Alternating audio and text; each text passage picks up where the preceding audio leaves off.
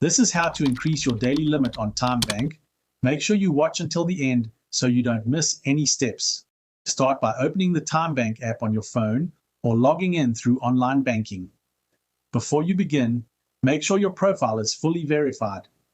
Sometimes you might need a one-time PIN, biometric verification, or a quick upgrade at a TymeBank kiosk to unlock higher limits. Once you're ready, look for Everyday Account on your screen. If you don't see it right away, just scroll down a little. Tap or click on it to open your account details. Next, tap Manage and then select Card Limits.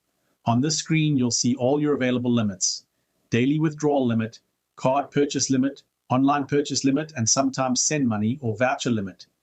Tap on the one you want to increase, type in the new amount, and then press Save or Confirm. If you're asked for a one-time PIN, enter the code from your SMS. Just follow any on-screen prompts if extra verification is required, and your new daily limit will be active. And that's it, your daily limit is now updated. Don't forget to like and subscribe for more quick banking guides.